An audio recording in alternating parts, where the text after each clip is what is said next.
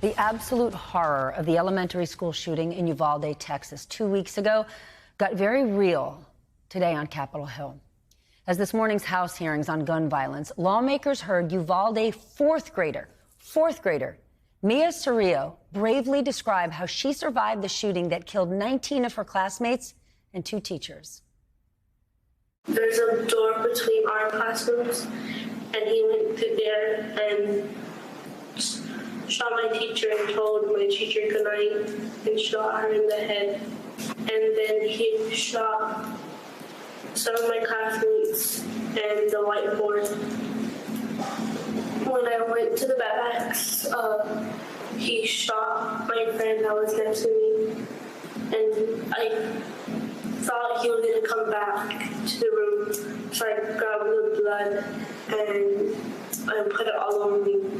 If there was something that you want people to know about that day and about you, right, or things that you want different, what would it be?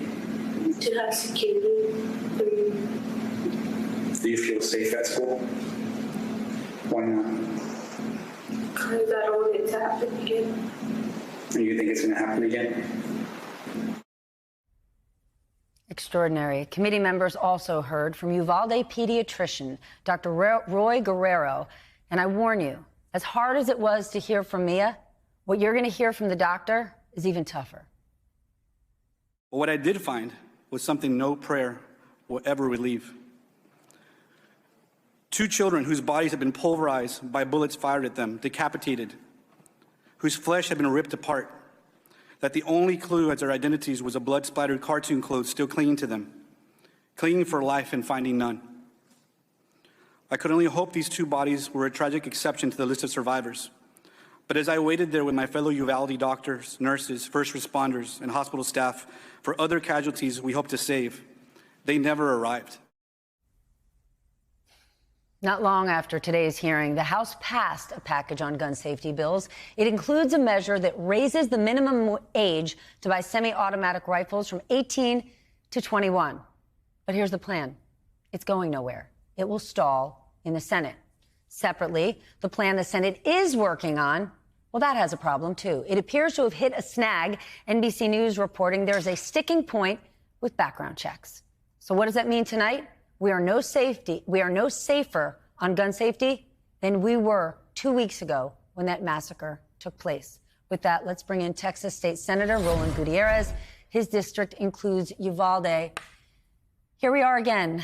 It has been 2 weeks since that tragedy happened. What is the state of daily life for people in Uvalde?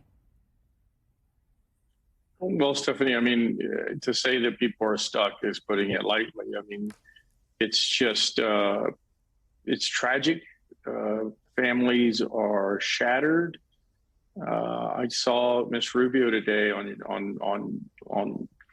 Congress, and how strong she was, and how strong her husband was. I'm just so impressed with how they're able to cope. But not Miss Rubio or anybody else. No one sought to be an advocate in this space. They just want their children back more than anything else.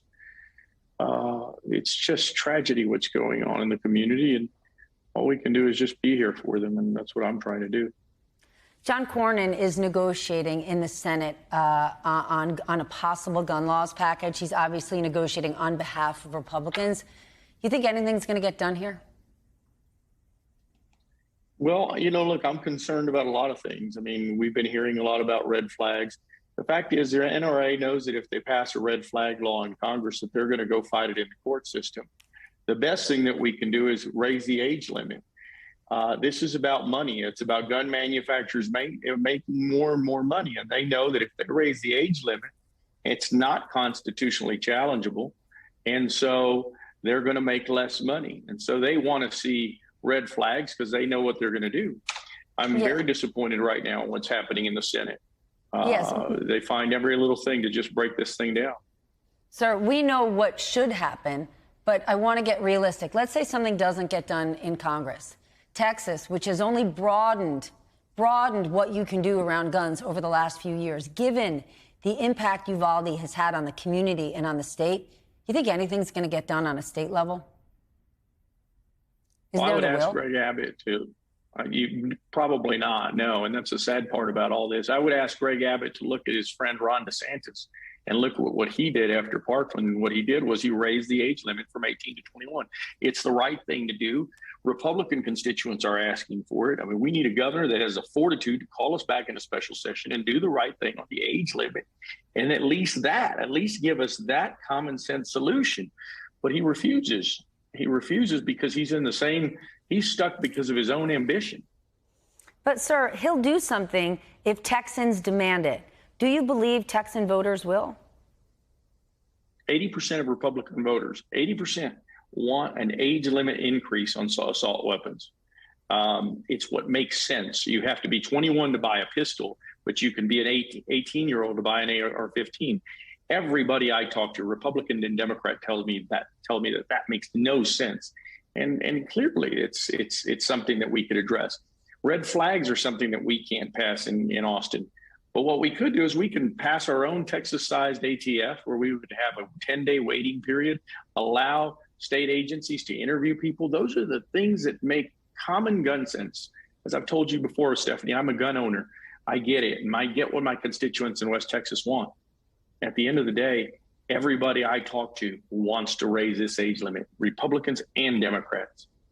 Some Texas officials have floated this idea of arming teachers, something the majority of teachers in Texas absolutely do not want. I want to share what Congresswoman Ayanna Pressley of Massachusetts, the point she made about this earlier today. Only in America do we consider arming teachers while failing to pay them a livable wage. What do you think about that? Well, you stole the poll right out from under me. 77% of teachers do not want to carry weapons into classrooms. It's not what they signed up for. They didn't sign up to be cops. They signed up to teach our children. That's what they love to do. But not arming teachers, not one door, as some people in the Austin legislature would have us suggest, not having every cop have a ballistic shield.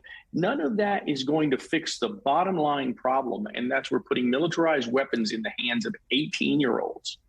It is madness. And Greg Abbott refuses to do even what his colleague in Florida did, the right thing. Well, Greg Abbott and Governor Ron DeSantis, you mentioned earlier, asked them. I'd love to. Another day has passed. They have both been invited on this show. And like so many of their colleagues, they have declined our invitation. But they're invited here tomorrow. Senator, thank you for joining us this evening. I appreciate it.